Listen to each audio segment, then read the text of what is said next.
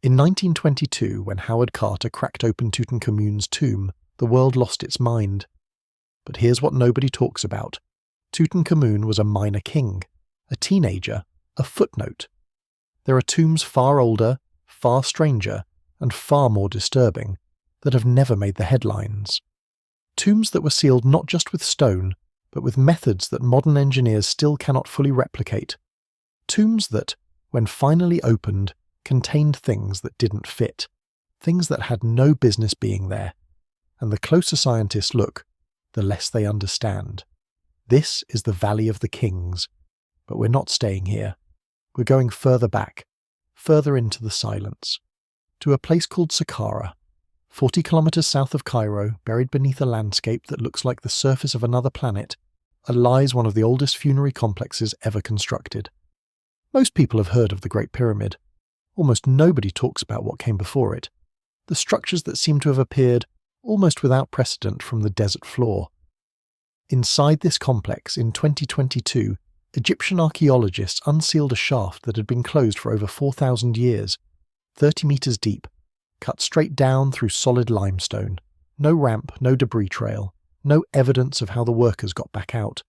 At the bottom, a sarcophagus. Not just any sarcophagus.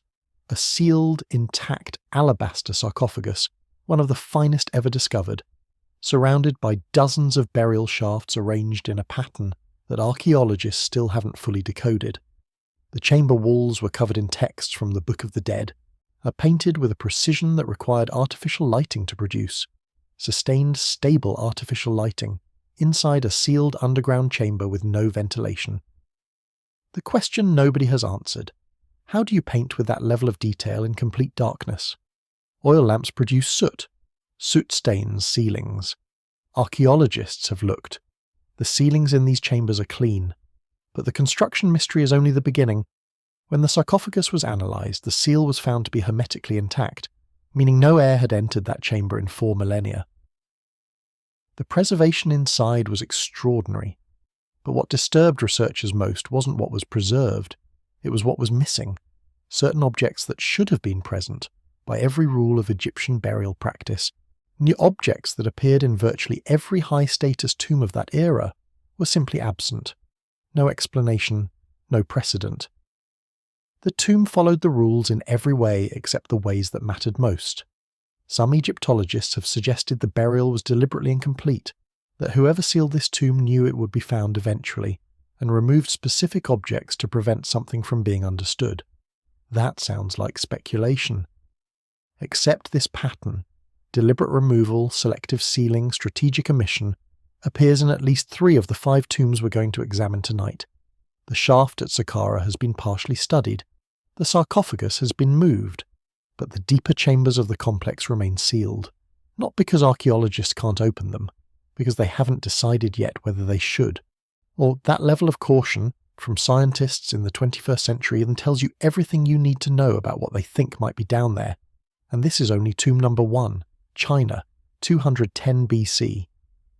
A man dies, and an entire civilization holds its breath. Not because they mourned him, because they were terrified of what would happen if someone disturbed what came next. His name was Qin Shi Huang, the first emperor to unify China, a ruler so consumed by the fear of death that he spent the last decades of his life searching for immortality, drinking mercury-laced elixirs that his own alchemists promised would make him live forever. They killed him instead.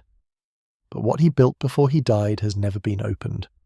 The tomb of Qin Shi Huang sits beneath a man-made mountain, a pyramid of earth 76 meters high, outside the city of Xi'an. It has been known about for over 2,000 years, and for over 2,000 years no one has gone inside. Not because they can't find the entrance, because every sensor, every ground-penetrating radar scan, every geochemical survey run over that hill has returned the same result. The burial chamber is flooded with liquid mercury, not traces, not residue, an underground river of it, still flowing, still active, in concentrations high enough to be lethal at the surface. The soil around the tomb registers mercury levels 100 times above normal. Plants near the site absorb it, animals avoid it. The ancient historian Sima Qian, writing just a century after the burial, described exactly this. Rivers of mercury, he wrote, flowing through a miniature model of the emperor's kingdom, mechanical devices to keep them moving. A ceiling mapped with pearls arranged as stars. For nearly 2,000 years, historians treated that description as mythology. Then the instruments confirmed every word. But here's what makes archaeologists genuinely uneasy. Beyond the Mercury, beyond the scale, the tomb has never been breached, the seal is intact, and the decay rate of organic material inside, based on external readings, is almost impossibly slow. Something in that chamber is preserving what's inside it. Nobody knows what. China has officially announced it will not excavate. The technology to safely enter, they say, does not yet exist. What they have not explained is why the Mercury is still liquid after 2,200 years. Ireland, 3,200 BC, before Stonehenge, before the pyramids. Before any civilization we were taught to call advanced, someone built a tomb so precise it makes modern astronomers uncomfortable. Newgrange. A circular mound, 85 metres wide, sealed for 5,000 years before archaeologists found the entrance. The passage inside is 19 metres long, carved from stones hauled from rivers 70 kilometres away, fitted together without mortar, with tolerances measured in millimetres. It doesn't leak. After 5,000 years of Irish rain, it doesn't leak. But that's not the mystery. Above the entrance there is a small rectangular opening, unremarkable, easy to miss. On one morning per year, the winter solstice, December 21st, at exactly 9:02 a.m, sunlight passes through that opening and travels the entire length of the passage. It illuminates the chamber at the far end for exactly 17 minutes. Then darkness again, for another 364 days. The alignment is accurate to within one single degree. Whoever built this didn't just bury their dead, they gave them an appointment with the sun. We still don't know how they calculated it. Turkey, 1994. A shepherd kicks a stone. The stone moves. Beneath it, steps. What he had stumbled onto wasn't a tomb in the traditional sense.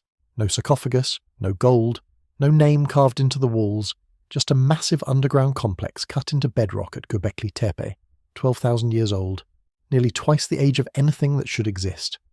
Because in 1994, the official timeline of human civilization had a rule. Organised, monumental construction required agriculture, settled communities, surplus food, social hierarchy. Göbekli Tepe broke every single one of those rules. The people who built it were hunter-gatherers. They had no cities, no writing, no wheels, and yet they quarried and positioned limestone pillars weighing up to 20 tons, decorated with animals, symbols, and geometric patterns of terrifying precision, and then, deliberately, buried the entire complex themselves. Not abandoned, not destroyed, buried, carefully, intentionally sealed. Whatever happened here, whoever these people were, they didn't want it found.